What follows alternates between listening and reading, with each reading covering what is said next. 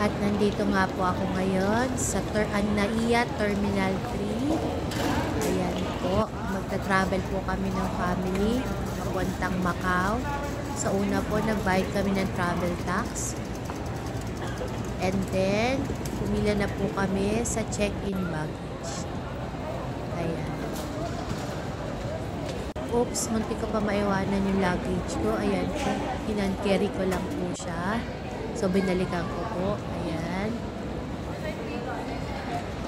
And then, nag-check-in na po yung mga may check-in baggage. Yung dalawang kapatid ko. Ayan po. At saka yung dalawang pamangkin ko. Si Natalie at si Ben. At si Shanshem.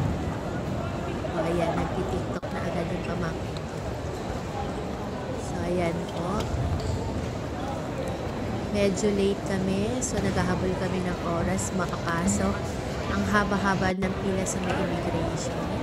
Hi, Tita Evelyn. Hi, Jane. Mamadali kami papuntang immigration dahil napakahaba ng pila as you can see. Oh my God. So, dapat 6:30 nandun na kami sa gate 101 pero 6:35 kami natapos sa immigration. So, madaling-madali kami. Ayan, at nakaabot naman kami. Umakyat na kami sa City. So, sa haba ng pila sa immigration, ginutumpo ako. So, napamili ako ng nagwa 100 cup noodles sa aeroplano. Ayan. At isang so, habang nagpa-flight, kumakain po ako ng noodles. Come on, let's eat. Ayan po. And maya-maya din po, after mga 2.5 hours, medyo delay yung flight namin. Nag-touchdown na kami dito sa Macau International Airport. Ayan, napakalinis ng airport nila. At napakaganda sa gabi mag-ilaw. Ayun, update ko kayo bukas sa laboy namin. Good vibes only. Sharing lang po. Nagganap ko today. Hi! Para gusto ko ng pababa. Ayan, nagmamadali kami lumabas. Ginulat ako ng pababa dun sa may tubig. Ang aking kapatid na si Dani, si Sean, Welcome to Macau! at si Bob.